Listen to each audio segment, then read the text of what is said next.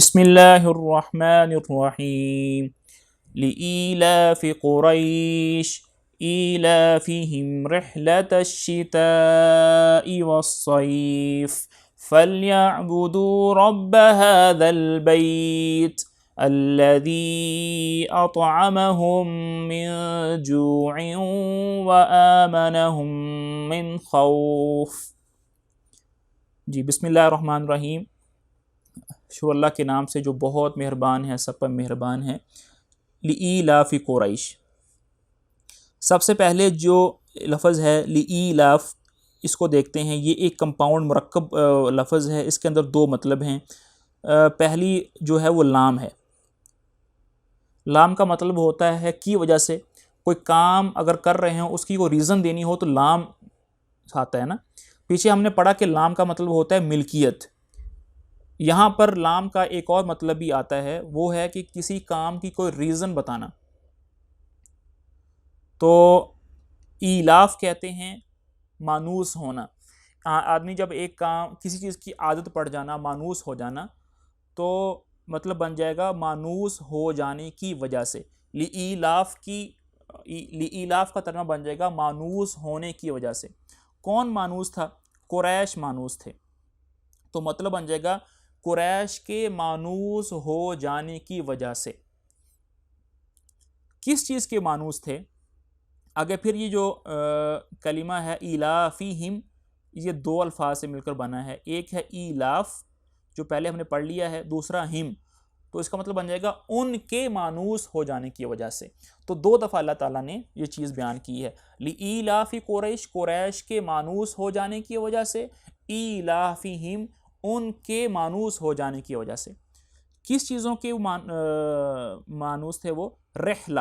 رحلہ کہتے ہیں سفر کرنے کو، انگلش میں کہتے ہیں ٹرپ، کہیں جاتے ہیں انسان تو اس کو رحلہ بولتے ہیں۔ الشتاء، شتاء کہتے ہیں سردی کو، اور الصیف کہتے ہیں گرمی کو۔ تو اس کا ترجمہ یہ بن جائے گا ایلافیہم رحلۃ الشتاء والصیف، ان کے مانوس ہونے، یعنی کہ وہ سردی اور گرمی کے سفر کے مانوس تھے، ان کو عادت تھی۔ یہاں پر تھوڑا سا آپ اس کا پس منظر یہ دیکھیں کہ آپ صلی اللہ علیہ وسلم کے نبوت سے پہلے جو عرب کے جو حالات تھے وہ بہت زیادہ خراب تھے۔ راستوں کو لوٹنا، مسافروں کو تنگ کرنا، ان کو قید کر لینا، یہ عربوں کے اندر بہت زیادہ پایا جاتا تھا۔ اس لیے لوگ جو تھے نا وہ سفر نہیں کرتے تھے، صرف وہی لوگ سفر کرتے تھے جن کے پاس کچھ نہ کچھ مدد ہوتی تھی، لوگ ہوتے تھے جو دوسروں کا مقابلہ کر سکتے تھے، لیکن عربوں کے اندر یہ اتنا نہیں تھا۔ قریش والے جو تھے، جو آپ صلی اللہ علیہ وسلم کا کنبہ تھا، آپ کا شہر تھا، قریش کی جو زمین ہے وہ بنجر زمین تھی، وہاں پر کوئی فصل تو ہوتی نہیں تھی، کھیتی باڑی نہیں ہوتی تھی، تو ان کی جو معاش تھی وہ ساری کی ساری سفر کی بدولت چلتی تھی۔ وہ اپنا جو سامان تجارت ہے، چمڑا وغیرہ، وہ لے کر جاتے تھے دوسرے شہروں کے اندر، وہاں جا کر بیچتے تھے، اور جو باقی شہر کے لوگ تھے وہ جا نہیں سکتے تھے۔ تو اللہ تعالیٰ نے قریش کے لوگوں کی اہمیت لوگوں کے دلوں میں ڈال دی تھی کہ کوئی بھی راہ کاٹنے والا، کوئی ڈاکو، کوئی چور قریش کے قافلے پر ہاتھ نہیں ڈالتا تھا، ان کا احترام کرتا تھا کہ یہ جو لوگ ہیں یہ اللہ کے گھر کے پڑوسی ہیں، ہمسائے ہیں، اگر ہم ان کے ساتھ کوئی بدتمیزی کریں گے تو اللہ تعالیٰ ہمیں ویسے ہی ہلاک کر دے گا جیسے کہ ابرہہ کو ہلاک کیا تھا۔ تو اللہ تعالیٰ نے قریش والوں پر یہ احسان کیا تھا، ان کی مدد کی تھی کہ وہ بڑی ہی آزادی کے ساتھ اور بڑی ہی آسانی کے ساتھ سال کے اندر دو دفعہ سفر کر لیتے تھے۔ باقی لوگوں کو اس کی مہلت نہیں ملتی تھی، اس لیے وہ اپنے کاروبار کو آگے بڑھا نہیں سکتے تھے، لیکن قریش والے جو تھے وہ بڑی آسانی کے ساتھ اور آزادی کے ساتھ ایک سال میں دو دفعہ سفر کر لیتے تھے۔ تو ایک دفعہ وہ سردیوں میں سفر کرتے تھے اور ایک دفعہ وہ گرمیوں کے اندر سفر کرتے تھے۔ شتاء جو ہے سردیوں کا سفر، وہ ان کا ہوتا تھا یمن کی طرف، اور صیف گرمیوں کا جو ان کا سفر ہوتا تھا وہ ہوتا تھا شام کی طرف۔ تو اللہ تعالیٰ اپنے احسانات بتا رہے ہیں کہ تمہیں مانوس تھے، تم بڑی آسانی کے ساتھ سفر کرتے تھے۔ بلکہ ابھی تک بات زیادہ پرانی نہیں ہے، یہ ابھی 1-2 سال پہلے میں ایک کتاب پڑھ رہا تھا کہ حج اور عمرہ کیسے کیا جائے۔ وہ جو کتاب ہے وہ ایک ایسے عالم نے لکھی تھی جو پرانے تھے، یعنی کہ 1950 سے 60 کی دہائی میں وہ کتاب لکھی گئی تھی، یعنی آج سے کوئی 70-80 سال پرانی کتاب تھی۔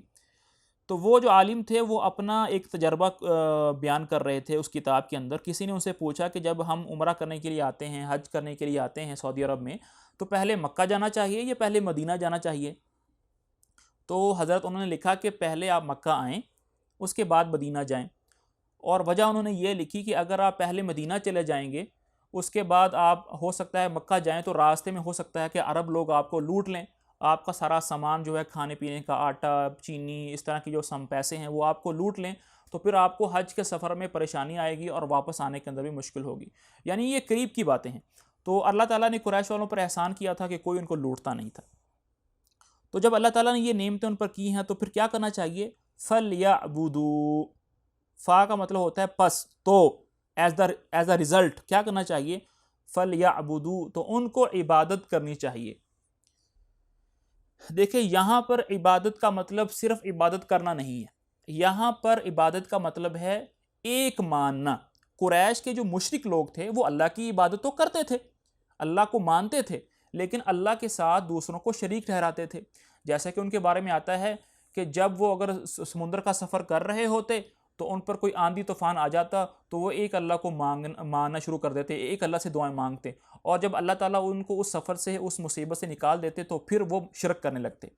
تو جو قریش کے جو لوگ تھے وہ اللہ کو تو رب الہ مانتے تھے، لیکن اس کے ساتھ ساتھ دوسرے بتوں کو بھی الہ مانتے تھے۔ تو یہاں پر عبادت کا مطلب عبادت کرنا بھی ہے، اور خاص مطلب ہے کہ اللہ کو ایک ماننا، اس کا کوئی شریک نہیں بنانا۔ تو فَلْيَعْبُدُوا، تو ایک مانو، رب کو کہتے ہیں، اور ہادہ جو ہے یہ، اس کا مطلب ہوتا ہے یہ، دس، البیت، گھر کو، البیت سے مراد گھر ہے، اور گھر سے مراد جو ہے وہ بیت اللہ ہے، خانہ کعبہ ہے۔ تو اللہ تعالیٰ فرما رہے ہیں فَلْيَعْبُدُوا، تو پس ایک مانو، توحید کے قائل ہو جاؤ اس گھر کے رب کی۔ وہ رب کون ہے؟ الذی، جس نے اطعمہم، اطعمہ کا مطلب ہوتا ہے یہاں پر اطعمہ، کھانا کھلانا، کھانا کھلایا، ہم، ان کو، جس نے ان کو یعنی کہ قریش والوں کو کھانا کھلایا، رزق دیا، من سے، جوع، بھوک، قحط، اور اس کا مطلب ہو جائے گا بھوک کے وقت میں کھانا کھلایا، اور دوسرا کام کیا کیا؟ وَآمَنَ، اور ان کو امن دیا۔ کیسے امن دیا؟ کہ لوگ ان کو لوٹتے نہیں تھے، وہ آسانی سے سفر کرتے تھے، ہم، ان کو، قریش والوں کو، اور ان کو امن دیا، من خوف، خوف کے وقت میں، خوف سے ان کو امن دیا۔ تو الذی اطعمہم من جوع، اور ان کو بھوک کے وقت کھانا کھلایا، اور ان کو خوف کے وقت خوف سے امن دیا۔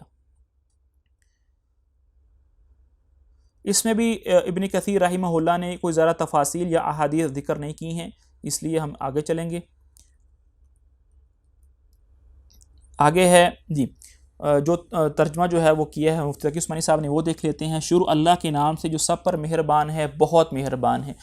چونکہ قریش کے لوگ عادی تھے، یعنی وہ سردی اور گرمی کے موسموں میں یمن اور شام کے سفر کرنے کے عادی ہیں، اس لیے انہیں چاہیے کہ وہ اس گھر کے مالک کی عبادت کریں۔ ترجمہ تو اس کا عبادت ہی کریں گے، لیکن اس کا مطلب وہ نکلے گا، تفسیر وہ نکلے گا کہ ایک معنی، جس نے بھوک کی حالت میں انہیں کھانے کو دیا اور بدامنی سے انہیں محفوظ رکھا۔